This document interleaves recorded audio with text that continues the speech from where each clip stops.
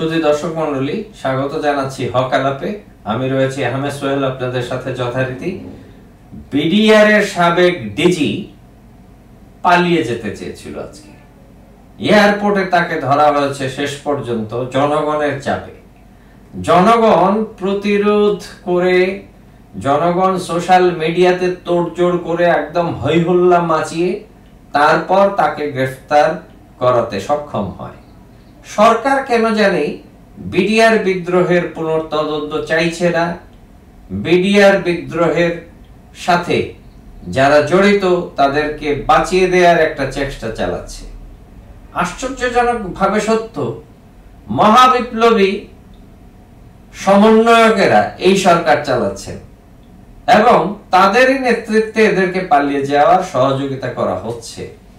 এটি আর আজকে লুকোছাপার কোনো বিষয় নয়, এগুলো দিবালোকের মতো স্পষ্ট, জনগণ সবই বুঝতে পারছেন।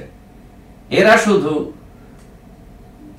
5ই আগস্টের পট পরিবর্তনের পরে হঠাৎ করে তাদের সামনে ক্ষমতার যে একটি লোভাতুর দৃশ্য তাদের সামনে উঠে এসেছে, সেই বাস্তবতায় তারা এখান থেকে তাদের আখের গুছিয়ে নেয়ার একটা প্রাণান্ত প্রচেষ্টা চালাচ্ছেন এবং সেই কারণে এই সংস্কারের নামে তারা শুধু সময় ক্ষেপণ করছেন এবং প্রধান উপদেষ্টাকেও এক ধরনের জিম্মি করে তারা এই প্রচেষ্টা চালিয়ে যাচ্ছেন।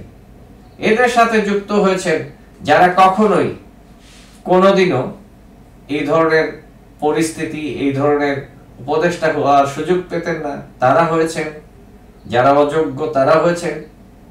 সর্বক্ষেত্রে দেখা যাচ্ছে যে এই সরকারকে লম্বা সময় মতো টেনে নেওয়ার জন্য তাদের একটা প্রাণান্ত প্রচেষ্টা রয়েছে। তাদের ওই একটি আকাঙ্ক্ষা যে এই সরকারকে যত লম্বা চড়া কথা দিয়ে লম্বা করা যায়, এবং তারা কিন্তু ফ্যাসিস্টদের সবাইকে, প্রায় এই উবাইদুল কাদের 2-1 দিন আগে পালিয়ে গেল, সরকার কি জানে না? অবশ্যই জানে। সরকারের এই যে ইন্টেলিজেন্স গুলো, এগুলো কি বসে বসে ঘাস কাটে নাকি? সবই জানে সরকার। পাতালের বালু গনতে জানে সরকার।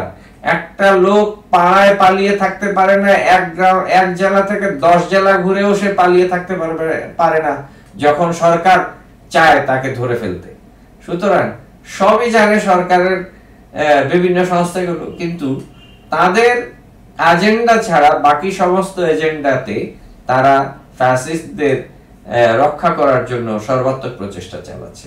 ইদানিং আমরা দেখতে পাচ্ছি ছাত্র সমন্বয়কদের যে দল করার যে পরিকল্পনা, সেই পরিকল্পনা থেকে তারা এখন জেলায় জেলায় সাবেক কমিশনারদেরকে নিয়ে মিটিং করছেন এবং এদের মাধ্যমে আগামী নির্বাচনে তারা একটি পজিশন ক্রিয়েট করতে চান।